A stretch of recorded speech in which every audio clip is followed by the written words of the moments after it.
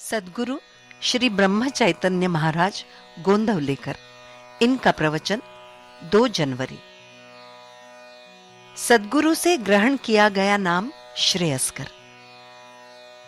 क्या सद्गुरु से ही नाम ग्रहण करना आवश्यक है, अथवा यह हम अपनी रुचि के अनुसार ग्रहण करें तब भी काम चल सकता है? सत्यतः भगवान का नाम स्वयं सिद्ध है और परिपूर्ण है। ऐसा नहीं है कि उसे कहीं से पूर्णता प्राप्त करनी पड़ती हो। सद्गुरु से ग्रहण किया गया नाम और हमारी अपनी रुचि से ग्रहण किया गया नाम, दोनों में कोई फर्क नहीं पड़ता। फिर भी सद्गुरु के द्वारा ग्रहण किए नाम की विशेषता होती है। विशेषता यह है कि सद्गुरु से ग्रहण किए गए नाम के साथ उनकी सत्ता होती है, और जब हम नाम जपते हैं तो सद्गुरु की हमें बड़ी सहायता होती है।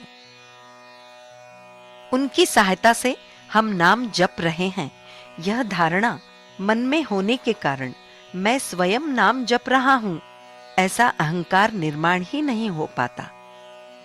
सद्गुरु की आज्ञा का पालन करते करते साधक के मन में नाम जपने की रुचि निर्माण होती है, और समाधान होने तक नाम जपने से उसकी आत्मा को संतोष होता है।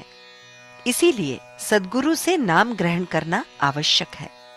लेकिन जब तक सद्गुरु से भेंट ही नहीं होती, तब तक अपनी ओर से नाम स्मरण करते रहना आवश्यक है, क्योंकि नाम स्मरण ही अंत में सद्गुरु से हमारी भेंट करा देता है।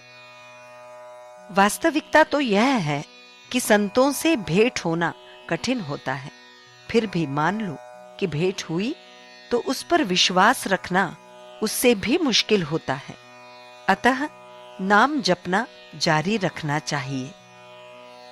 मिस्री की डली रखने पर चींटियों को न्योता नहीं देना पड़ता, वे अपने आप ही उसकी खोज करती हुई चली आती हैं।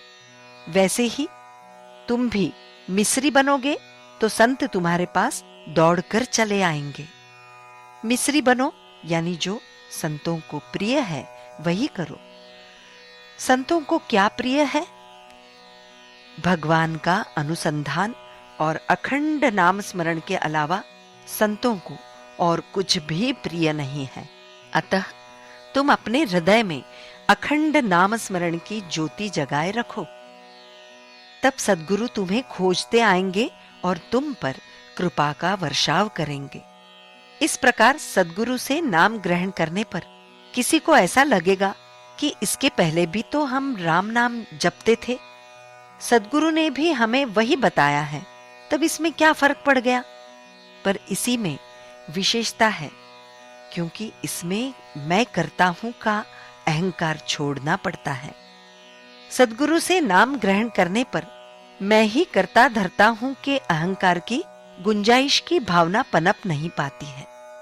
जैसे नमक का एक कण खीर को बिगाड़ देता है, वैसे ही अहंकार पूरी साधना को मिट्टी में मिला देता है। अतः अहंकार का पूर्ण त्याग बहुत ही महत्व रखता है। भगवान का नाम ही औषध है, भगवत प्राप्ति उसका फल है। जितना कहा गया है उतना ही करना, अधिक न करना उसका अनुपान है। लेकिन दवा बूंद बूंद की मात्रा में ही पेट में जानी चाहिए। साधारण शब्दों का आधार भी जब बड़ा होता है तो भगवत नाम का आधार कितना बड़ा होगा। जानकी जीवन स्मरण जय जय राम।